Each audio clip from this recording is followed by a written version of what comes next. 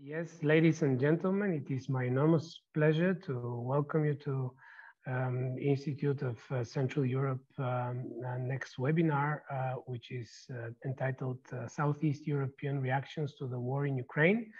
It is my enormous pleasure to welcome with us our panelists, Sandro Knezović from the Institute for Development and International Relations from Croatia, Uroš Esih from the daily Delo from Slovenia, and Martin Sokolov from the Center for National Security and Defense Research in Bulgaria.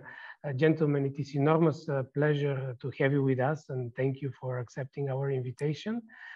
Today's seminar will be moderated in cooperation between me and Dr. Janek Muš. Without due delay, as we agreed in our previous correspondence, the idea of our today's seminar is to discuss the events over the last 9 days, the things that have happened and no one expected, even if there was some, I would say, concern about this.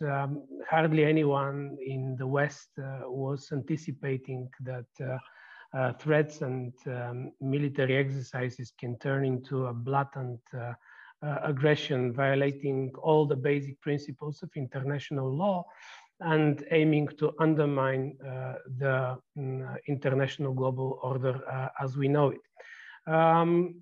It sparked enormous wave of events that could hardly be imagined only a week ago.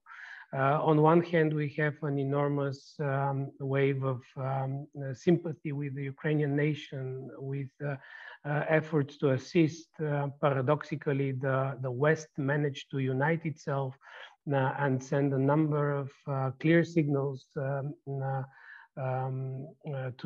Moscow, and in particular to Putin, that its actions are unacceptable and they will be challenged. However, on the other hand, we are observing a very concerning trend where, regardless of the, I would say, brave resistance of the Ukrainian forces, the Russians are slowly advancing to achieve their military goals. This problem in itself, this war, this conflict, forced the particular countries and especially their political elites to take positions, to make explicit what are their priorities and how they interpret the ongoing events. Our aim for this webinar was to search for an opportunity to understand how some of the Balkan countries perceive what is happening in Ukraine, how their political elites behave in the context of this blatant violation of all the principles that seemed to be binding over the last 80 years, and what are the internal implications of this war for the particular countries. For this reason, we decided to invite our great panelists, and once more, we very strongly appreciate that you managed to devote your time to talk with us. The idea of our today's seminar is to organize it in the following way. We have prepared 2 questions, which we would like to ask you. After the first question, we'll have a round of answers. After the second question, we're going to have a round of answers, and then we will hopefully move to a Q&A session. If we will have also questions from the audience, it will be fantastic to be able to forward them to you and to hear your comments. Without due delay, let me now pass the floor to Janek Muš and to begin with our conversation. Yes, thank you, Spasimir, for introduction. Welcome all our guests. And firstly, we would like to ask you the question: how the conflict how the Russian aggression has been perceived in Ukraine, in your country, and how this conflict between the Ukraine and Russia has been perceived before the outbreak of the war. Are there any significant changes in this regard, or there is a constant attitude of political elites towards the situation today on the Polish-Eastern border? Maybe we can start geographically with the most western geographically country, and Uroš Esih from Delo. Yes, hello. Thank you for having me in this webinar. Yeah, you mentioned, we started geographically. You know, the Russians are always saying that Slovenia is most Western Slavic country, and Slovenia had, we'll discuss that relations within the second question, but if I go directly to Ukraine, of course, the majority of Slovenians does support, is strongly behind Ukrainians, and they fight against Russian aggression. There's no doubt about that. What I perceived, especially on social media, is that, you know, until now we have COVID epidemics, and now it's all over. It's all about war in media and among conversations between ordinary people. And what I perceived is that the people, anti-vaxxers who are opposing vaccination, are now I don't know exactly proportion of them, but some of them are claiming, you know, that the war doesn't exist. It's all fake news and scam, and anti-vaxxers somehow become, you know, the useful idiots for the Putin's aggression now in Slovenia. If I go to the politics, our Prime Minister Janez Janša is very strongly behind Ukraine in Europe.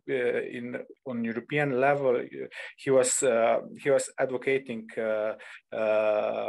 help and politically fast admission of Ukraine into the European Union. He does it with the Polish Prime Minister together. That was last week. He also, we have to understand the situation. Slovenia namely entered the pre-election period. We have on 24th of April, we have general elections, and Prime Minister Janša, leader of the SDS, Slovenian Democrats Party, is of course aiming to win that elections again. And now, as I mentioned, Janša is very much ardent supporter of Ukrainians, of Ukrainian president.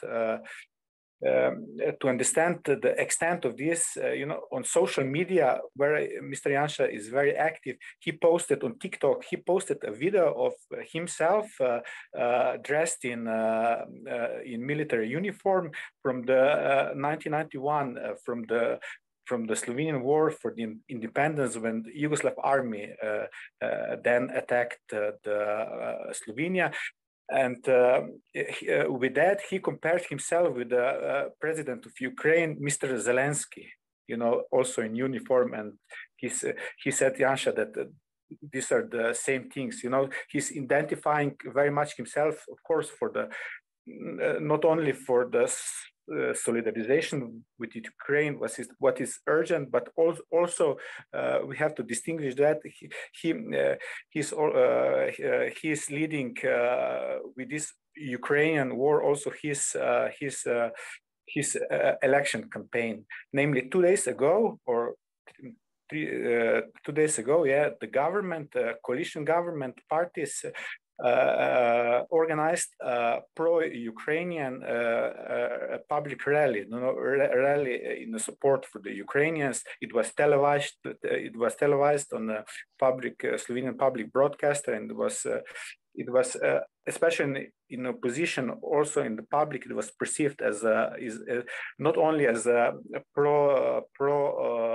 pro-peace rally, but firstly mostly the rally in support of the Mr. Janša, and he's trying to mobilize with this Ukrainian question the support for his party. What's more, very important question now in Slovenia are migrants. Our interior minister said that Slovenia is willing, in worst case scenario, to accept up to 200,000 refugees. You know, I have to know that the population of Slovenia is 2 million, and in this case, we would take in up to 200,000. We have to give this into context. What happened 5-6 years ago when migrants came, of course, from the Middle Eastern countries, Syria, Afghanistan. The right-wing government didn't have such an open heart for them. They were doing, you know, pushbacks on the Croatia-Slovenian borders and so on. I don't know, in silent collaboration with the Croatian authorities, and only few, I don't know, few hundred maybe migrants from the Middle East were given asylum or status of refugee in Slovenia. Now we would take because as government, as ministers, some ministers say, because the Ukrainians are all Christians, we would take now up to 200,000 migrants. And I think this is, of course, related with the elections. Now, government is trying to show that it's on the, in this case, it's on the right side of the history, and they are willing to be very sympathetic to Ukrainians. So. That's how situation works in Slovenia these days. Thank you, Uroš. Thank you. So we can see that the reaction in Slovenia has been a show, pre-election show, basically. Mostly, of course. All the political parties say that we have to support Ukrainians. We have to take refugees. We have to send arms to the Ukrainians and so on. But beside that, Janša is leading also campaign on this question. The Prime Minister Janša, on Slovenian level, on European level, you know, Janša also proposed. Probably you're familiar. He is, I think, only Prime Minister in Europe advocating the implementation of no-fly zone over Ukraine. You know, that would mean the implementation of that would lead into the open conflict between NATO members and Russia, and also Polish Prime Minister and British Prime Minister and General Secretary of NATO refused this idea for now. Sure. Thank you, Uroš. Thank you. Sandro, if I can ask you, I think the perception of Ukraine in Croatia is somewhat different, and there are some experience of mutual, informal military cooperation. Well, thank you very much indeed. First of all, let me thank you for inviting me and for opening a very important topic that will reshuffle the European geostrategic setup in a very, very nasty way. It is very timely, and I very much appreciate your initiative. When it comes to Croatia, there are at least 3 reasons why Croatia has an unambiguous attitude towards Russian aggression in Ukraine. First of all, in the 90s, Croatia experienced similar, if not the same, brutal aggression from Serbia led by Milošević regime. I will just share with you a couple of patterns of the aggressions that are literally the same. First of all, denial of the right to exist as a state. It happened the same here as in Ukraine now by the aggressor. Number two, creation of artificial outlaw regimes in pockets of Croatian territory, and divine mission to extinct fascism in Croatia. The same is going on now, at least in official wording of Kremlin in Ukraine. The claim that the aggression should be justified by the fact that minority rights should be protected. The same happened in the pockets of Croatia in the 90s as in Donbass now in Ukraine. Following that, an underestimation of nominally weaker sides and its morale to fight back and resist, that led to a very, very severe consequence, unselective shelling of civilian targets in order to create mass fear and destimulate resistance. Same pattern here 30 years ago as now what we are seeing in Ukraine. As a consequence, of course, a tragic one, a mass atrocity and destruction and war crimes. We are witnessing the fact that the International War Crime Tribunal opens different channels of analysis what's going on and tries to contemplate or to process potential Russian crimes in its aggression in Ukraine. And a consequence for the aggressor is an international isolation. It's, of course, there's a great difference of scale because, you know, Milošević Serbia cannot be compared to Putin's Russia, but the consequence is a entire and complete international isolation of the state that actually conducted the aggression. That's reason A in Croatia. So there's lots of sympathy, there's lots of we-ness feeling. You know, guys, what you are going through now, we've been through 30 years ago. There's a strong Ukrainian minority. I mean, not strong in numbers, but vocally strong. That has been very vocal here about the details of what's going on in Ukraine. And there's a close cooperation between Croatian authorities and Ukrainian embassy in Zagreb. The reason number two for Croatia to be very, very unambiguous when it comes to contemplating the reasons and the strategic consequences of Russian aggression in Ukraine is Croatian immediate environment and Russian proxies in the Balkans. We are facing a very difficult situation in Bosnia and Herzegovina, in Serbia and Montenegro. And I will just take a minute or two to explain each example. A couple of days ago, Milorad Dodik attempted to block Bosnia and Herzegovina endeavor to officially condemn Russian aggression in Ukraine. Let me remind you of the strength of Russian position in the body that is called Peace Implementation Council. That is an actually instrument of foreign influence of political developments in the state of Bosnia and Herzegovina.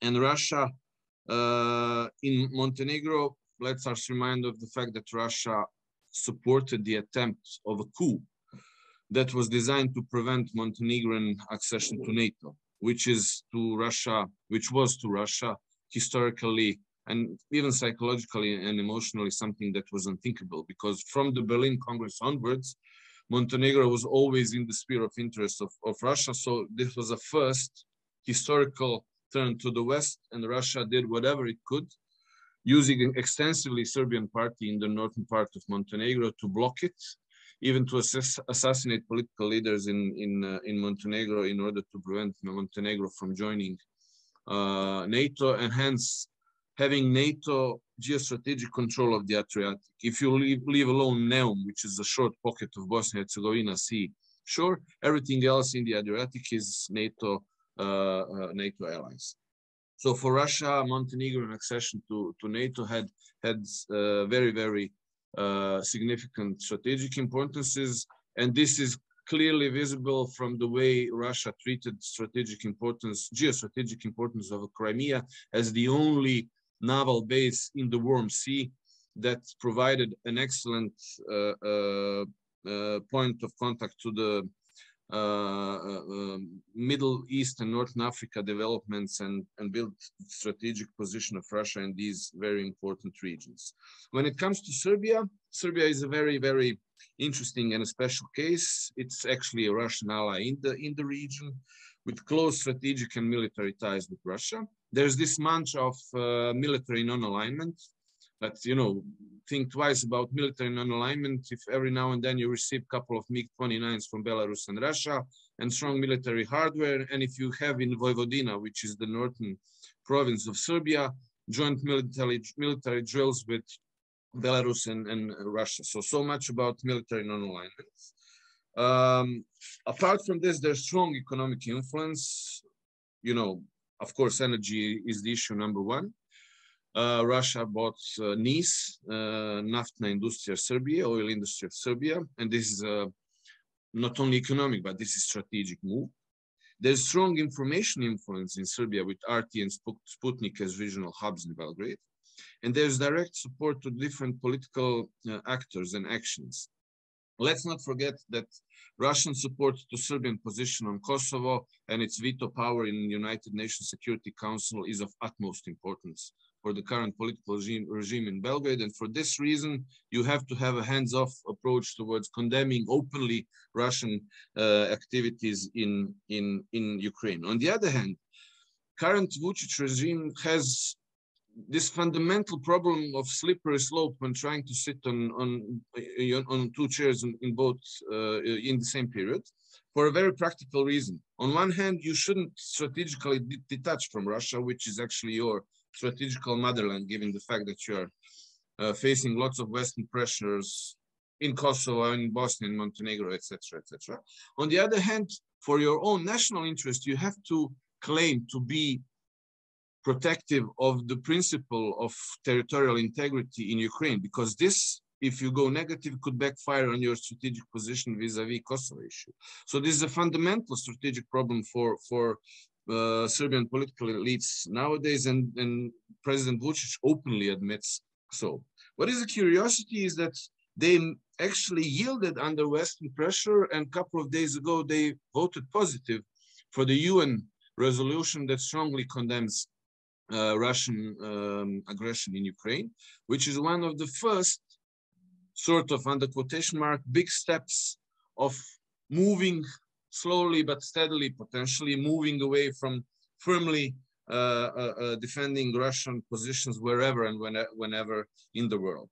So to cut the long story short, we are on the brink of a very unstable region, and Russian proxies and Russian potential influence were visible there during the last 10 years, and one could expect that this will develop in the future. So this is one of the fundamental strategic concerns of the country like Croatia, which covers huge amount of its current account deficits from the export of so-called invisible export of services. In other words, if you don't have a stable neighborhood, you can kiss goodbye your next summer season, and this is fundamentally destabilizing the backbone of your state budget.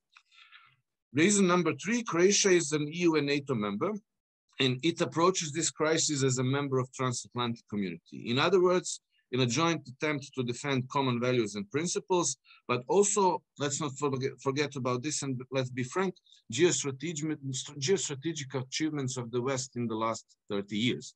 If you compare the political map of Europe in 1989 and today, you can clearly see why Moscow is fairly angry, because this is a huge geostrategic loss. And we understand the fact that not everybody sees long-term consolidation and extension of market economy towards the East in the post-Berlin Wall period as a win-win scenario to some others. And we can clearly see this from the concrete military actions of Russia in Ukraine. It's a zero-sum game. So Croatia attempts to contribute modestly but steadily to Western attempts to maintain the geostrategic wins that it has achieved over the course of last 30 years. And it does so in the coordinated ways with partners. It consensually supports all political declarations of the EU and NATO vis-a-vis the ongoing developments in Ukraine. And it is putting money where the mouth is, and it is sending the military assistant in ammunition guns and military equipment in the value of more than 17 million euro to Ukraine. So this is a very concrete support to Ukrainian resistance to Russia. In accordance with its capacities, it also tries to develop infrastructure for Ukrainian refugees. Let's not forget the fact that Croatia also has this unfortunate experience with hosting hundreds of thousands of Bosnian refugees in the 90s. So there's this experience other than demining as well that might be useful in the forthcoming period for the Ukraine. And it closely works, as I said before, with Ukrainian embassy and Ukrainian minority in Croatia to be as vocal as possible about what's really going on the ground in Ukraine, and to kind of motivate people to speak about this and resist. I will stop here, and I'm looking forward to questions and answers. Thanks. Thank you very much, Sandro. We will return to you with more questions about the role of the opposition in creating foreign policy of Croatia. Martin Sokolov, you're the closest to the conflict now with the Black Sea on your back or front. Good day from me. Well, first of all, what a situation. I mean, with the invasion, second invasion, actually, the escalation of the war in Ukraine, Putin and the Kremlin in general have, I would say, opened Pandora's box. And what I'm trying to emphasize with that is that it's very difficult to foresee where things are going to go, because there are a lot of challenges stemming from this and his actions, not only for Ukraine, but also potentially for the entire region and globally, and not only against NATO or the EU, but there's, I would say, a very decent chance of backfire for Russia, and not excluding that actually anti-Russia sentiments might start propping up again in Belarus and Kazakhstan, for example.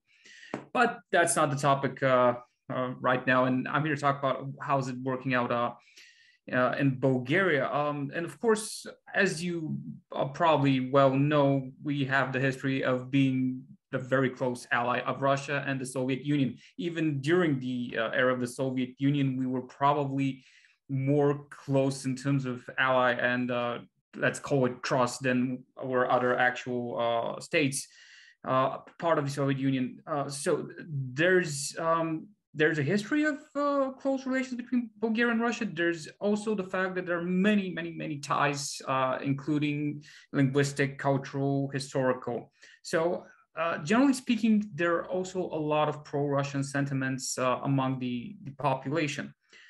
And here's an example of actually how Russia's actions in Ukraine have objectively backfired, because according to a recent research poll, it's now about 48% among Bulgarians the disapproval of President Vladimir Putin. Per contra, his support rating among Bulgarians is around 30%.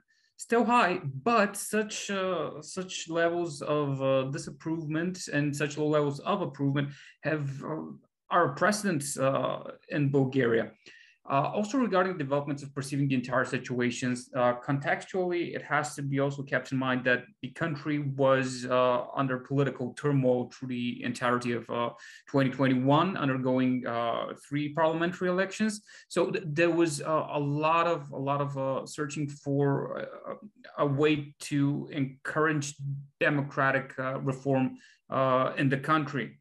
What we ended up with was a coalition government, which includes 2 of the parties which supposedly are the symbols of that change. But of course, the Bulgarian Socialist Party, which I should say explicitly is part of the pro-Russian lobby in the country, particularly pertaining to energy projects, infrastructure, and so on. So being part of the ruling government right now, this means that there's a direct pro-Russian party there, does limit to an extent what the government can undertake in terms of actions. So objectively, from political standpoint, there's a lot of trying to be between the hammer and the anvil. But nevertheless, there's been condemnation. It took the political parties representing the government a little while to get a comprehensive and explicit bill, which states that Russia is waging war in Ukraine, and it is objectively violating the international system of law and order. However, again, on one side, because of the general pro-Russian sentiments among the population and the having explicit pro-Russian parties in government, overall, they still have been able to secure the passage of a lot of Bulgarians from Ukraine. As you know, there are a lot of, I think, Bulgarians there. There has been also already meetings with representatives from the IT sectors, with Bulgarian government officials. So there is effort in that, but objectively, it is trying to tiptoe and basically keep the balance, because every explicit condemnation of Russia historically in the past 10, 15, or even more years, what has happened is that certain proxies have been activated in the country in order to counter any attempt to distance Sofia from Moscow. I will stop here because I don't want to get too political, but I will look forward to the second questions and any other questions that arise from the other participants or the guests. Please do get more political. But tragically, it is the war in Ukraine that has actually unified European Union and the Europe itself against the Russian aggression. How sad it is. Spasimir, would you like to ask another question? Thank you very much, Janek. Absolutely. The next question that we prepared for you, dear panelists, is what are actually the implications of this conflict for your country's relations with Russia? And as a short comment to what was being said, I'm very grateful that a number of issues appeared, and I would like to tackle them a little bit more after this round of questions. But in light of the last words of Martin Sokolov, I'm wondering, one of the things that seems quite puzzling when observing what is happening in Bulgaria is that I have the impression that there is a kind of a certain clash within the Bulgarian reality, I would say, at this point. On one hand, indeed, this, I would say, Prime Minister led unequivocal support for Ukraine and clear statements. And on the other hand, we have a kind of a very strong lobby that kind of tries to push forward a pro-Russian agenda behind arguments for necessary cautiousness, for awareness, for kind of not taking a clear position. How to reconcile these two perspectives in a longer term? I mean, which way this is going to go? And in the second round, I propose that we start now from the east to the west. So put a little bit more pressure on Martin Sokolov with two speeches, one after the other, but then a little bit longer time for a rest. Martin, would you like? Yes.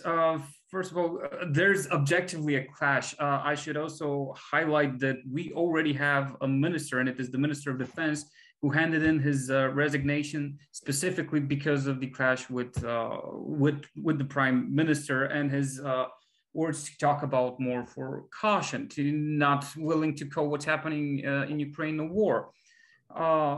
So there are these clashes, and these are the objective limitations I'm talking about. Let's take also the example of the battalion group, which is supposed to be created in Bulgaria to enhance security. Of course, they did everything possible in the Bulgarian and English language in order not to call it NATO enhanced or tailored forward presence, specifically because if they openly say more NATO allied forces on Bulgarian territory, the pro-Russian lobby jumps up and almost immediately seizes old possibility. A good example for this is back in 2015 or 2016, when from the Romanian side, it was prepared to have a common Black Sea fleet between Romania, Bulgaria, and Turkey. Now, this was just, it wasn't even on paper, it was just an idea being exchanged. And almost immediately, then Prime Minister Boyko Borisov just preemptively said, well, this cannot happen. We want to see tourist boats, not battleships in the Black Sea. Now, of course, this did not include Russian battleships, because I guess they didn't have the message that, you know, the Prime Minister wants to see more tourist boats.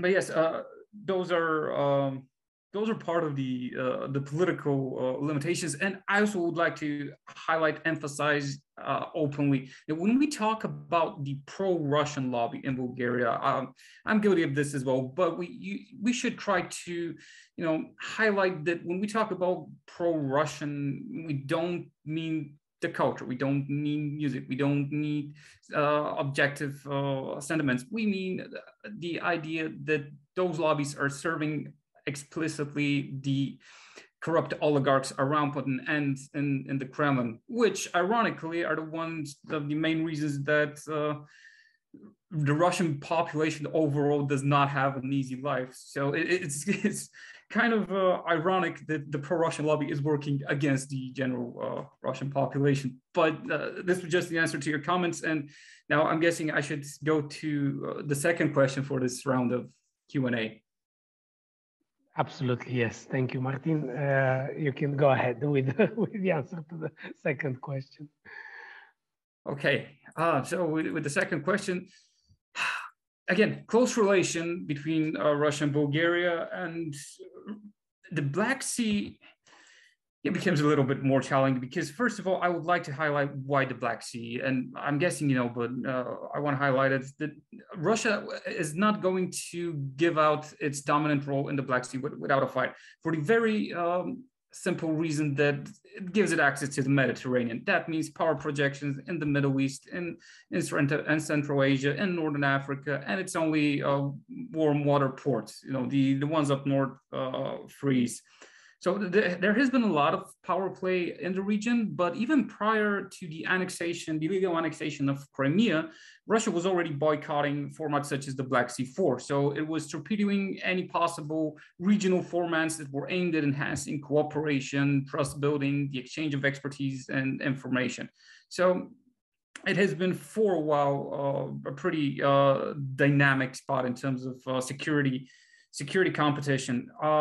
But what will change and will impact is probably in the next 5 to 10 years, or if not sooner, but I'm only putting it this much because it does require planning. And there will be an even greater push for Bulgaria to seize its dependency on Russian equipment for the military. That means the planes, of course, because we're still relying on the old mix, but well, so far we've ordered 8 F-16s from the US. I'm guessing that will be an even, that number will increase. The general, what is the supplies for the military? The acquisition of 3 the radars.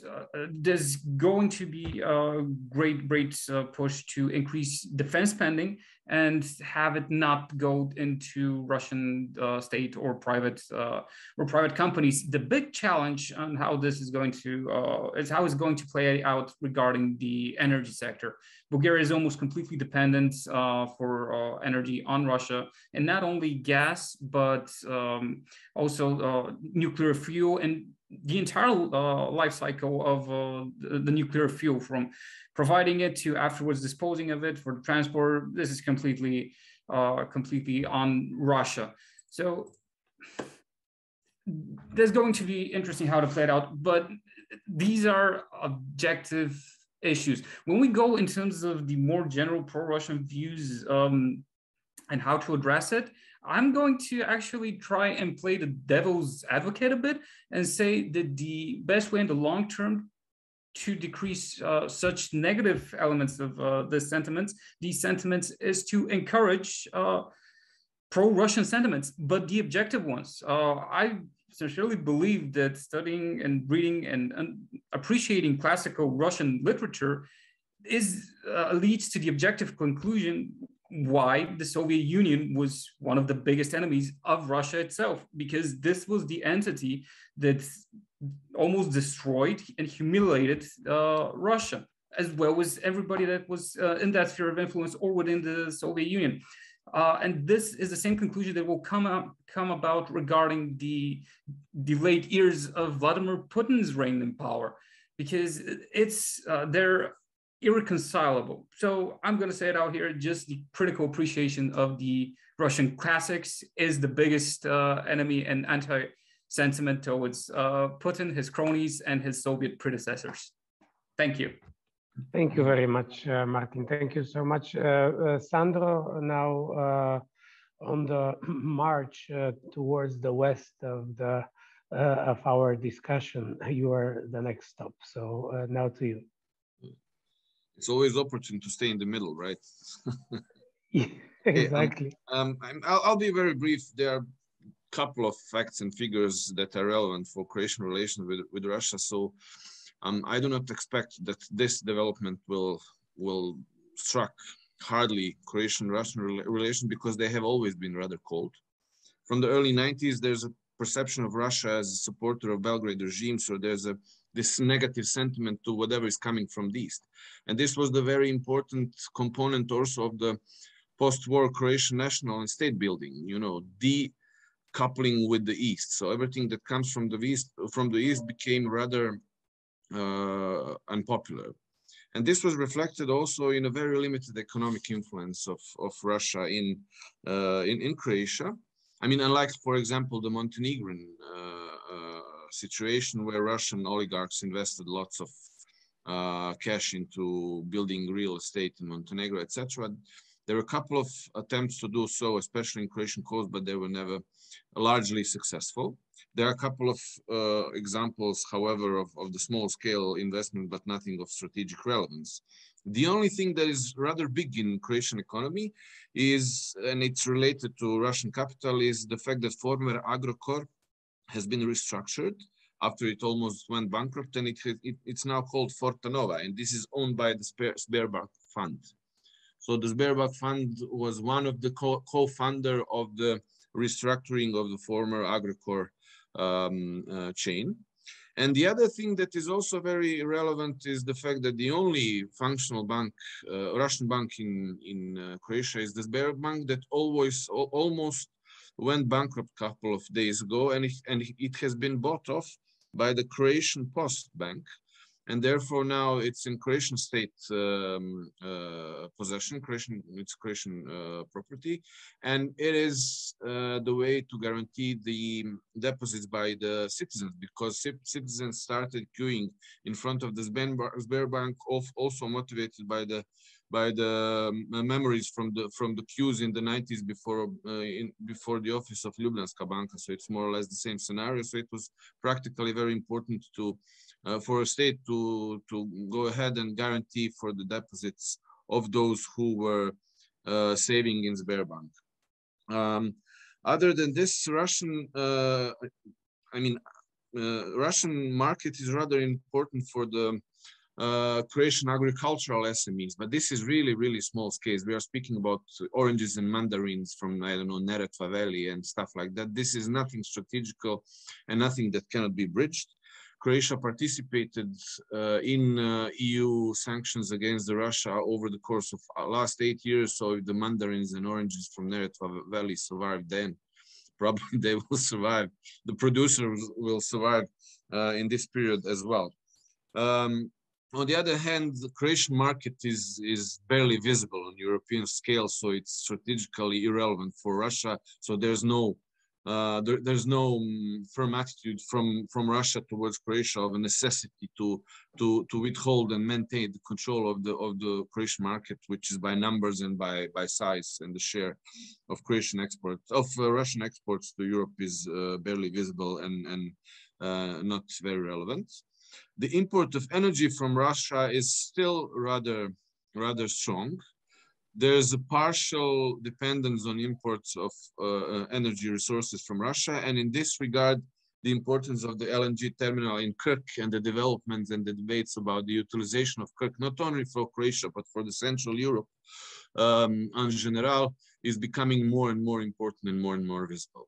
So to cut the long story short, I do not expect many earthquakes in Croatian-Russian relations because they were always rather cold, very formal, understanding the fact that Russia is an important player on the global scale, but clearly showing the fact that you yield towards the West and behaving in a manner of a decent EU and NATO ally.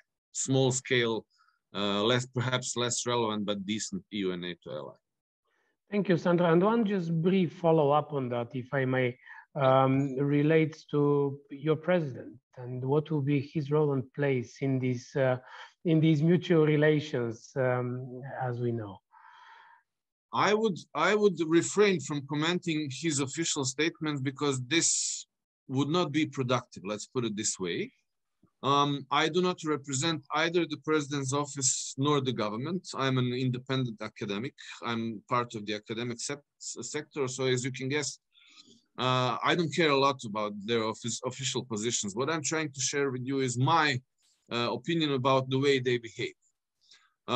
If there's something to add about the relations between two hills, that's Pantovčak and Gradec, that's like, colloquially speaking, two hills, two branches of the executive power in Croatia, is the fact that for the first time they speak in the same wording, which was not the case before the Ukrainian tragedy started. So this tells me that obviously, when serious strategic things are at stake, then people are getting more serious. When there's a maneuvering space to quarrel and fight and to try to pick a couple of daily political points, everybody is willing to do so. This type of discourse is, for me, disappointing. I don't take it very seriously, and I would not waste your time with trying to interpret the way Prime Minister and the President are treating each other in media. Thank you very much. Thank you, Sandro. Thank you for this answer. And now let's move to Uroš.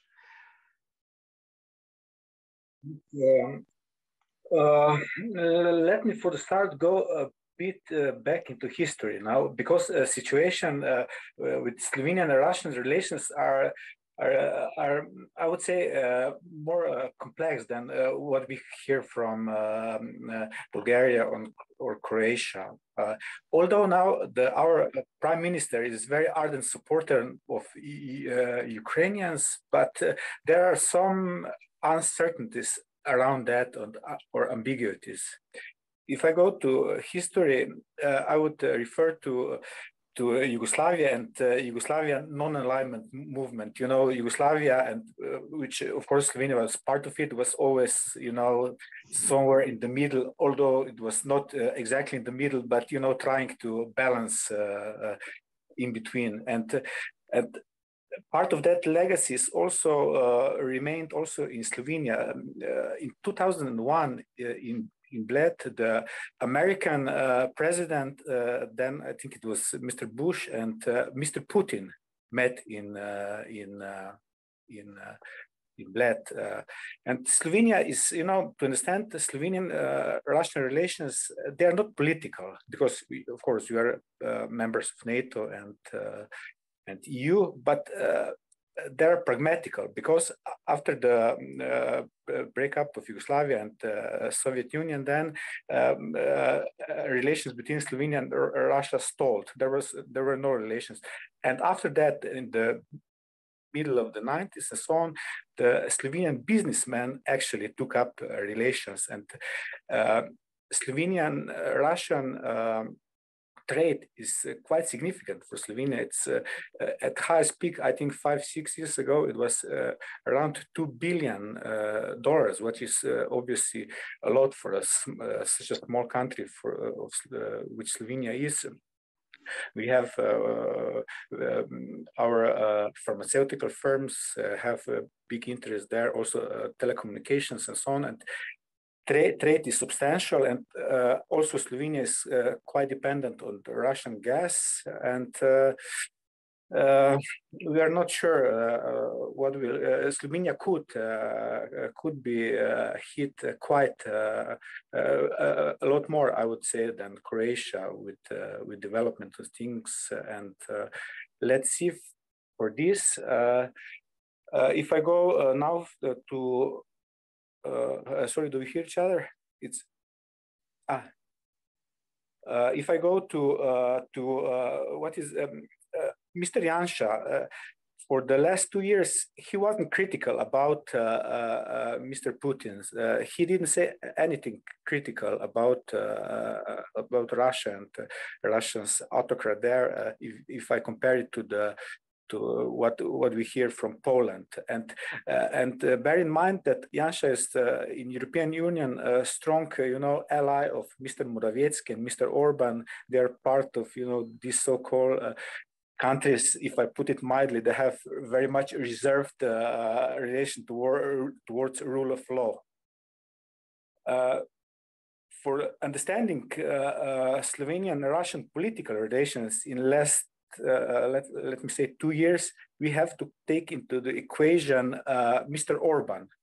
Mr. Orban is on one side the strongest or the most important ally of Mr.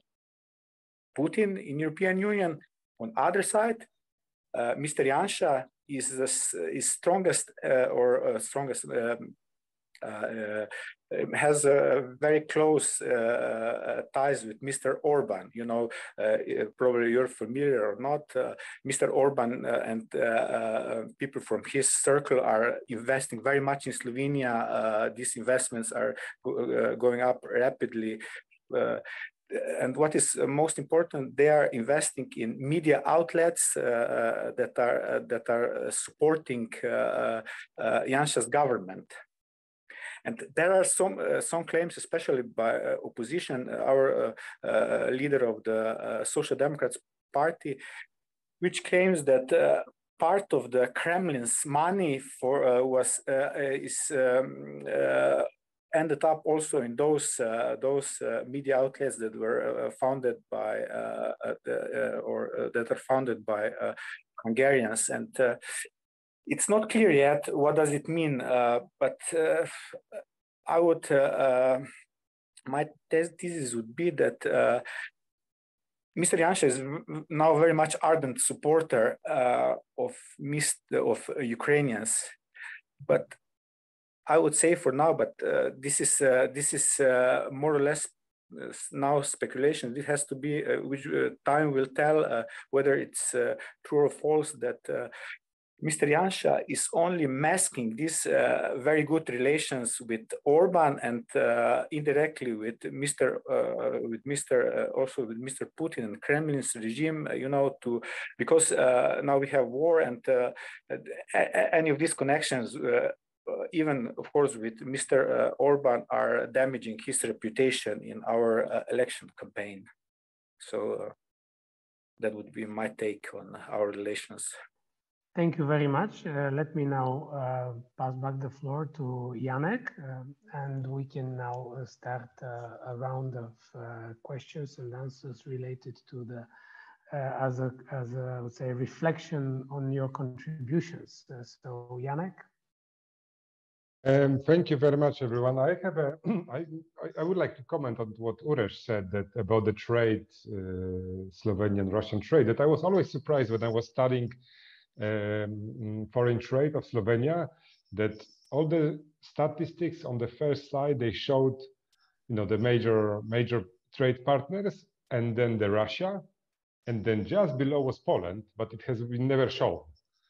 So it was interesting to me to show that the Poland and Russia has comparable, share of Slovenian trade, although we are never on the spot, on highlight.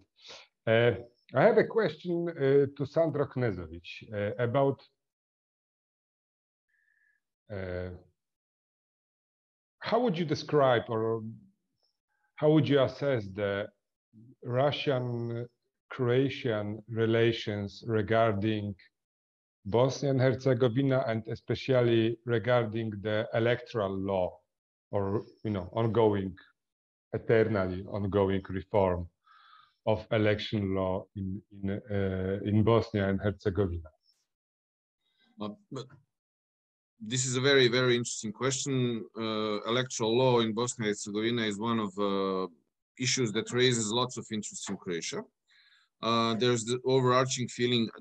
I'm explaining the government's position. This is not my position. As an academic, I'm interpreting what I can hear from the media outlets here.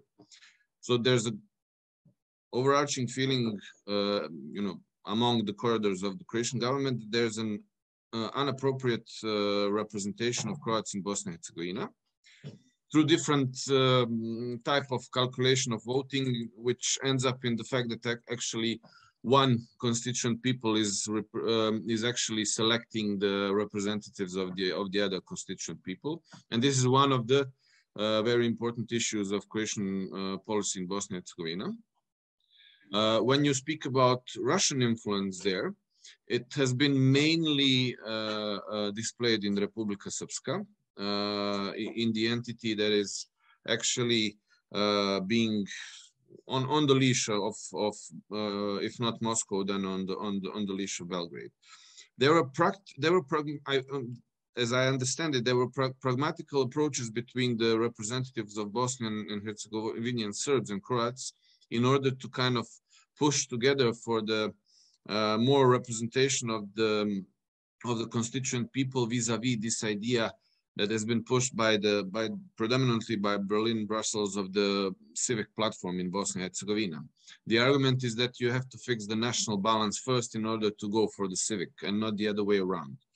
I don't have many details on this to be productive in responding to you. However, what I can see, having Zagreb academic glasses on, is the fact that if you're aiming at an idea of Croatian coming closer to Russian positions in Bosnia in order to yield something when it comes to electoral law, this is, to me, highly, highly unlikely. It's beyond imagination, because this is the red line that you wouldn't cross simply due to the fact that the strategic backfire at you would be very, very strong, and you will gain little or nothing. I think that's clear from this position of the. I think that's clear from the position of the Croatian Prime Minister. Yeah. I mean, Croatia is in a position when when it is expecting to join Euro Club and Schengen hopefully next year. So these type of playing with small tokens when you are doing big game fishing would be strategically blind, to be very polite. And I mean, to me, this is highly unlikely to develop in the period to come, especially due to the fact that Croatia had a very unproductive policies vis-a-vis Bosnian state in the 90s. So these stickers are something that you attempt to avoid, in 2022. I hope I could, at least to a certain extent, respond. Yeah. It's a complex question as of now. Thank you very much for your answer, Sandro. Now we have one question from Konrad Pawlowski on our Q&A chat box. I will allow myself to read it, and then I will also add one question from me. So the question from Konrad Pawlowski is, many experts criticize Serbia for biased neutrality.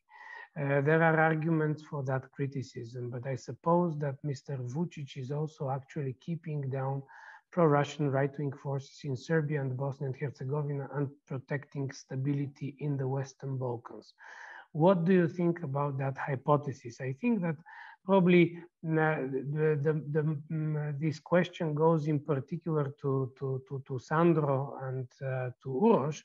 I would be very curious to hear what you want to say. But before that, I also want to raise one question for Martin Sokolov, namely,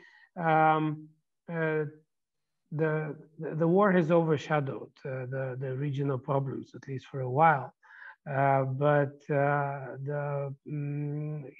would say in the shadow of the war, there is an ongoing effort to bring closer North Macedonia to the European Union. What will be the implications of the war in Ukraine, the impact of Russia, which had a profoundly close relations with the Bulgarian nationalists and was very enthusiastic about the deep clash between Sofia and Skopje. In light of the ongoing, I would say, shift in the Bulgarian attitude towards the war. As you, Martin, mentioned, prior to the war, this enthusiasm for Putin was higher. Now with every next day, we start getting signals that there is a small shift. Even staunch supporters of Russia can hardly defend the atrocities that we see on the ground, and that has an impact on the public opinion. So do you see any, I would say, new avenues for rapprochement and boosting the relations between Sofia and Skopje in this situation? And will that open the door wider for North Macedonia? And one last question that would go a little bit more to Sandro and Uroš, namely the war in Ukraine has triggered something that no one expected, namely the accession application that was signed by President Zelensky. I know you do not represent the countries of the Western Balkans that are not members of the EU, but I'm very curious, when you follow the events there, how do you see the popular reactions? Because I was surprised to notice a certain irritation in North Macedonia among certain Serb comments that there is a line for membership, and everyone needs to take its place in the line. So how do you see these implications for the relations between the EU and the Western Balkans? Thank you very much. Who responds first? I would now probably ask Martin to respond, and then we can move to the questions from Konrad and the one that I asked about the EU and the Western Balkans. Okay, so as I said, with Russia invading Ukraine again, it's a Pandora's box, and it's going to change a lot of things. It's completely changing our understanding of how not only currently our international system acts, but also how it's going to adapt to from this point on. Undoubtedly, there's going to be a push for further Europeanization or opening the accession procedure to all countries that are applying. And regarding Sofia and Skopje, I think we should highlight first that it was already a priority of the current government. The Prime Minister, our Prime Minister's first official visit abroad was in fact in Skopje. There has been great push both from Skopje and from Sofia to intensify and energize the process, the bilateral process between Bulgaria and North Macedonia, but also to serve as a catalyst for the integration of North Macedonia. However, here's where I'm becoming a bit worried, and it's regarding the push for the accepting suddenly a lot of members, because Ukraine applied, Georgia has applied, and Moldova applied yesterday for EU membership. Now, there's going to be, I would say, and I'm a bit hesitant here, a bit of an enlargement fatigue. So I'm not certain how fast this is going to work out in the proper manner, so that these application procedures do not just become more symbolic as impractical, because we do have the Copenhagen criteria in what and when a country can become part of the union. So suddenly just going forward out of sheer principle does have its long-term complications for it. But this is on the grander scale.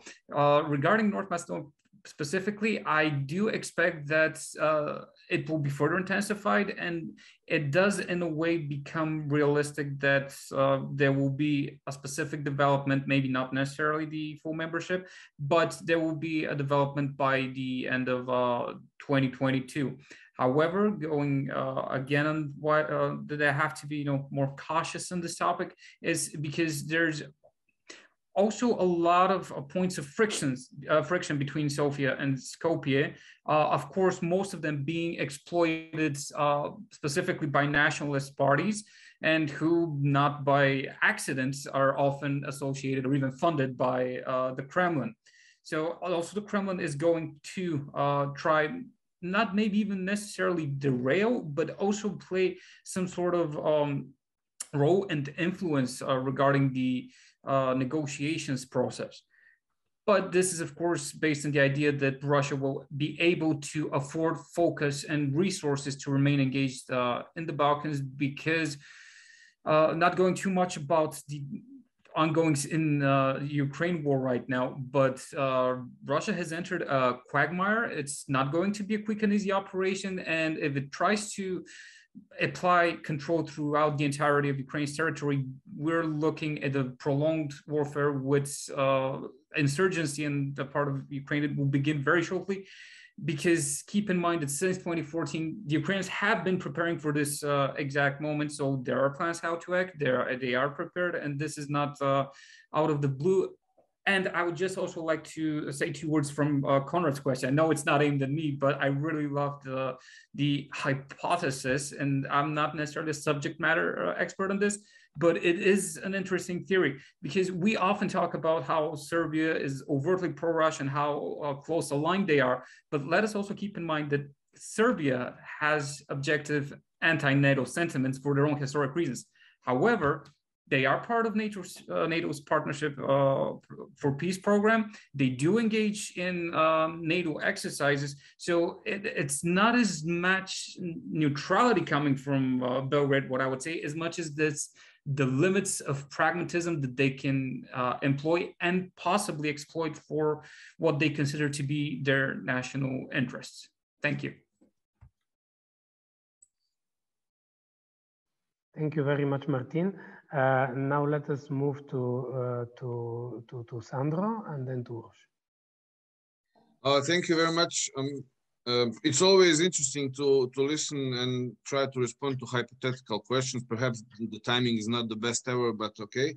I mean, I would say that those who know political background of President Vučić and his early years in politics, they understand the fact that he is basically the institutionalization of radical right in Serbia. So speaking about the fact that he is actually keeping European forces up, and by supporting Russia and Putin's regime, putting potential more radical right down, I simply cannot understand this type of attitude. He is a institutionalization of the former radical party. He has literally killed the opposition in Serbia. He has literally killed the free media and the judiciary, independent judiciary in the state. So if these are not the parameters that remind you of Kremlin way of doing business, that I don't understand the way to respond to this question. On the second question, on the accession application by Ukraine, I would also try to, as pragmatically as possible, respond to this question as well. I already shared my full-hearted sympathy towards Ukraine. This is a huge tragedy, and this is beyond imagination of a normal human being. However, when we speak about the application for the EU membership, this is submitted to a very serious process of merit-based character. I see this application signature in the basement in military uniform as a very symbolic move that should motivate Ukrainian resistance and to kind of clearly send a message from the president to the people on the ground. Look, guys, we belong to Europe. Let's fight for this. But when we speak about the legitimacy of the EU accession process, It is strictly merit-based. All of us sitting here know what the countries have to go through in order to meet all the criteria from, I don't know how many, 30 plus chapters in the EU accession, EU pre-accession phase. What is acquis communautaire? What are Copenhagen criteria, Maastricht criteria, etc., etc. So being very arbitrary and inventing some kind of fast track EU accession process for Ukraine would entirely delegitimize the conditionality mechanism of the EU and deconstruct the essence of the EU enlargement and Europeanization process towards the East. You saw the developments that instantly happened in Moldova and Georgia. We want in as well. If this is the train leaving from Brussels, let me hop in. So this is of entirely symbolic relevance, and it has no substance when it comes to structure and the symbolic and structure and the importance of the EU accession process. I hate to be this frank and pragmatic, but you know, things have to be cleansed from emotions and to be seen rationally. Sandro, thank you so much for this answer. I'm really sorry that this panel cannot be a daily long one, because you have mentioned so many interesting things worth tackling, so that I just hope there will be another occasion. Let us now move to Uroš also for some final remarks as well. Uroš. Yeah, I totally agree with my predecessor, Mr. Sandro. Of course, he's right. You know, as I mentioned before, our Slovenian Prime Minister was, I think, the first leader with Mr. Moderators, you know, to foster this idea of EU membership for Ukraine. He even mentioned that his proposal was that Ukraine should join till 2030 the European Union. That was Mr. Janša's proposal. In Slovenia, we see it, of course, we see it as a part of the heightening the morale of the Ukrainians with these positive incentives, because European Union obviously has to use its soft power that it has, and these applications, of course, are. And it's, on the other hand, it's now after the atrocities we've seen from the Putin's regime, it's a moral obligations, you know, to offer them a clear perspective.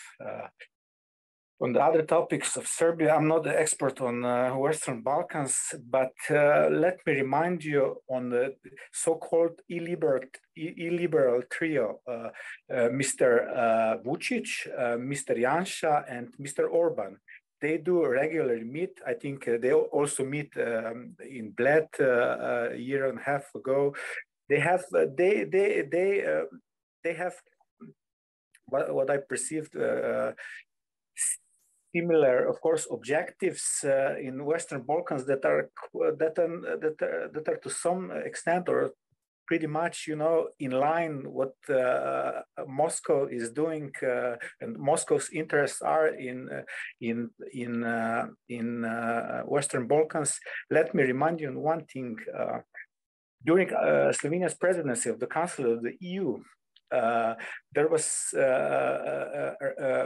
in Western Balkans circulated the so-called non-paper on partition of possible partition of the Bosnia, and that was at that time very dangerous development. And as I mentioned, you know, also with Mr. Janša and Vučić and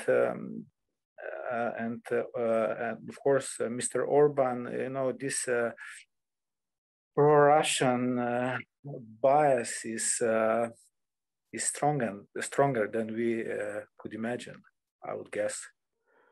Uroš, thank you also very much. Thank you all for these fantastic comments. I have to admit that especially this relationship between the Western Balkans and the European Union, this pursuit of this integration perspective, becomes something that might be the next topic around which we would like to organize a webinar, because we are now in a very unique, I would say, unprecedented circumstances, and they quite often require unique or unprecedented solutions. This move about the Ukrainian perspective of membership, which I very much agree with the conclusions here, how it is being interpreted, still can serve also as a boost for the integration process itself.